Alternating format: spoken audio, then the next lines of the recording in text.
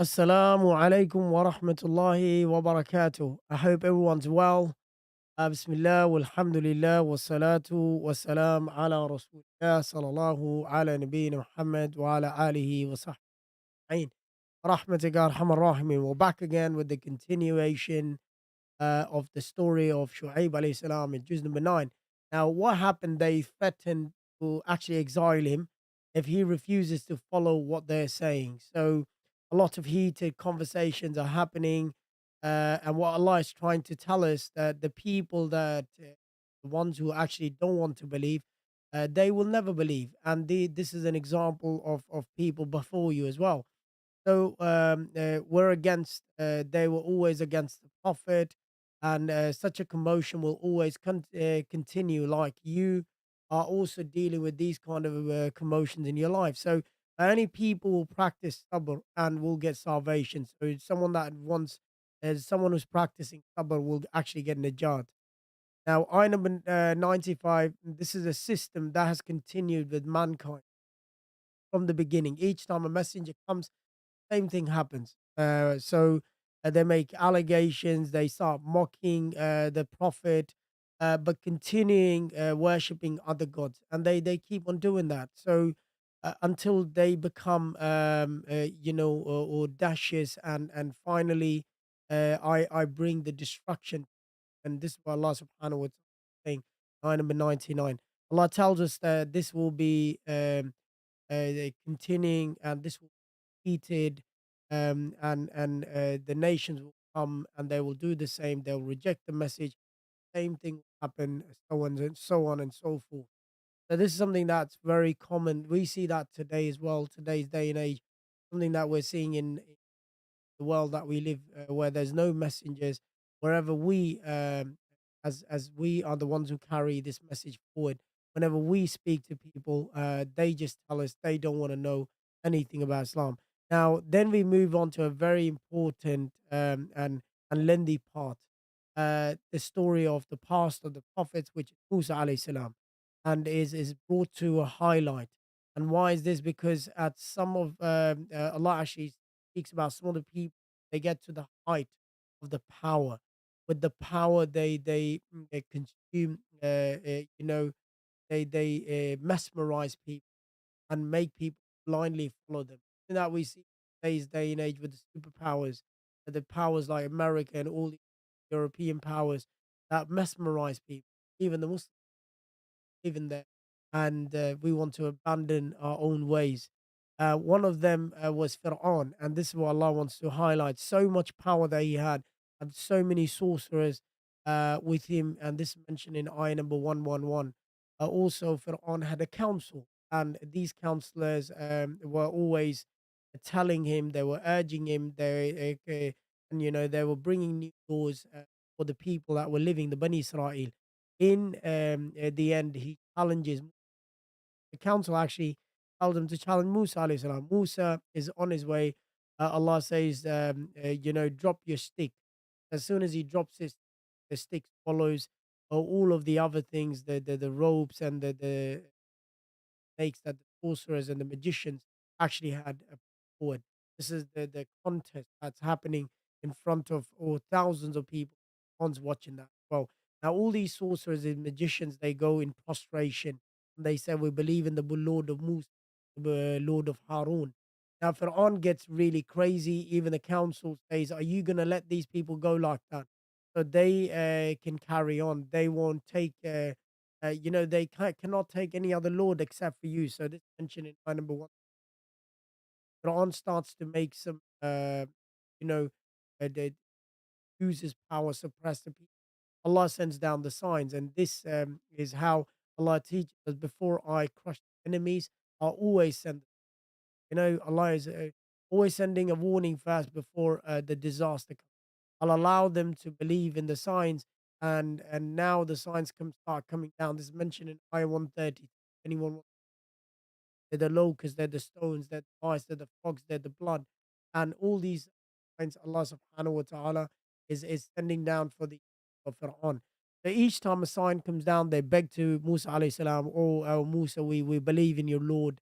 and we're sorry, tell Allah, make dua, take this away. Musa makes dua, it goes away, and they come back. Now, finally, Allah subhanahu wa ta'ala crushed Fir'aun and his people, and mentioned in ayah number 137. The problem then becomes the very people of Musa, when Musa alayhi salam turns to Mount Tur, Mount Tur, Mount Tur, they actually turn back to the idols, and so these are the 40 nights which are mentioned in the Quran in ayah number 140.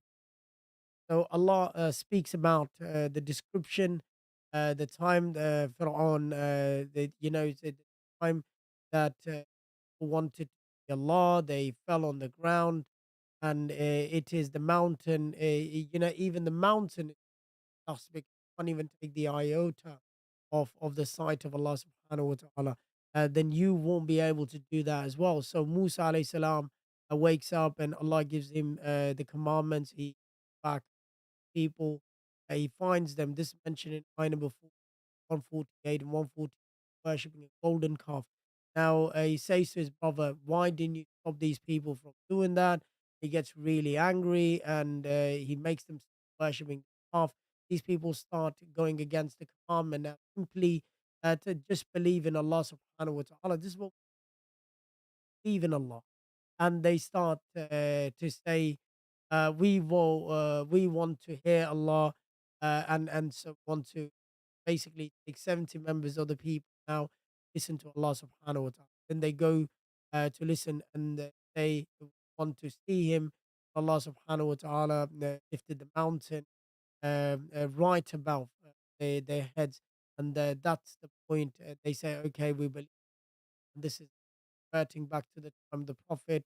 He said to you, who are the Jewish people, the Christian, you know that in your own scriptures have the description actually mentioned who Muhammad sallallahu alaihi wasallam, that's mentioned in ayah 157. So Allah reprimands them and says, you actually wiped away the description of Muhammad sallallahu alaihi wasallam, and it was mentioned in your book. So he then talks about another rebellion, and they had so basically Allah mentioned about another rebellion. So we can actually think about this. They didn't know, they didn't go against directly against Allah's command, but they started to make they started to come with sly ways. So this is the mention of the Sabbath, or the Sabbath. So basically, what they said on the Saturday, we're not going to fish.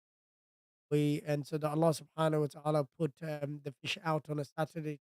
They would leave their nets out on a Friday, pretending it by ways, and taking out the nets on a Sunday. This is mentioned in ayah number 160, 164. Allah warns us about this ummah, the ummah of the one that came before us, to our ummah, that not to first directly go against the laws. Do not do that. And indirectly make sly ways going against the commandments of Allah subhanahu wa ta'ala.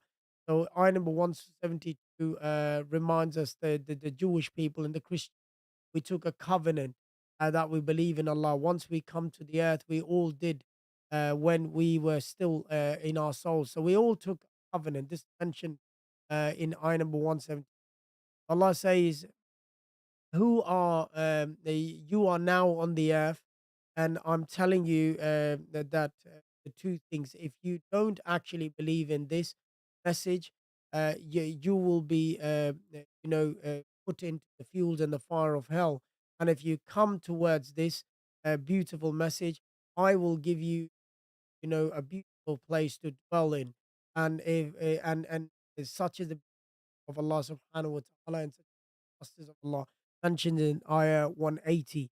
Now, he then tells us about certain ways, and the message throughout the surah, will basically, this is throughout the message of certain people to the destruction, that Allah will lead them, and they actually don't believe. He will give them chances, but slowly and surely, even after these chances, they keep on disobeying Allah subhanahu wa ta'ala, and Allah, and they will find their own destruction. It's mentioned in ayah number 182 and 183, and so on.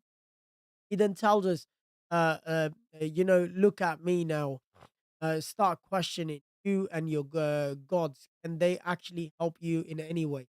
Basically, it's a question that Allah is posing in ayah number 192.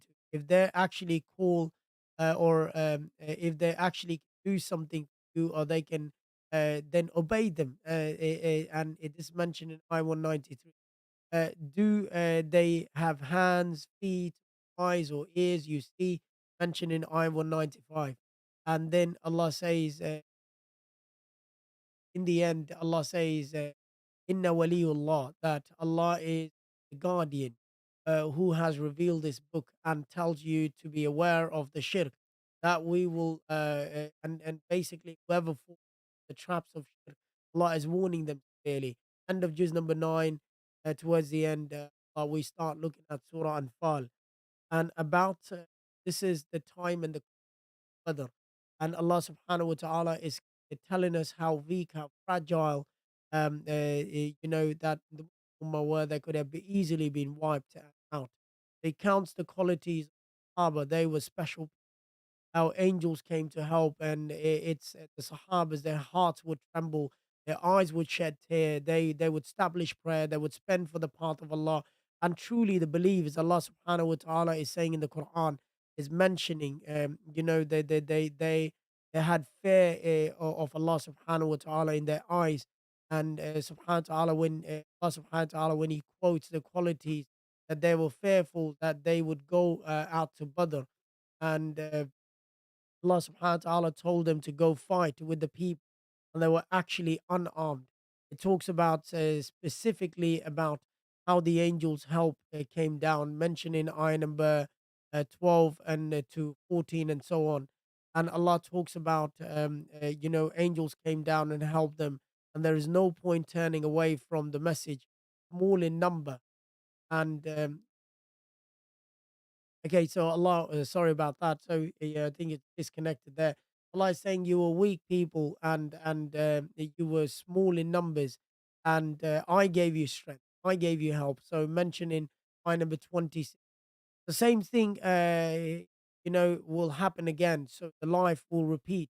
So Allah Subhanahu wa Taala is saying, what is the worst thing that could happen? Either they will be in prison, so this is the first thing that could happen to them, or they would kill us, or they would exile us. They will never be able to do that with the Prophet. He will also bring punishment to the people of Medina, and Allah will send no punishment to the people of Medina, as the prophets there mentioned in 34 and 35. So, right at the end, if they stop what they are doing, Allah will forgive them and their past, and Allah will make them from the successful one. Mentioning on number 38. I still have to do juz number 10, which I'll be doing tonight, inshallah. And I hope you guys are having a great time. We've completed the 10 days, the first Ashara, the first 10 days. Tonight will be the 11th night, as we'll be praying and we're fasting the 11th tomorrow. وجزاكم الله خيرا. And I pray to Allah subhanahu wa ta'ala that He allows us to take the maximum benefit of this month. وصلى الله على سيدنا محمد وعلى آله وصحبه أجمعين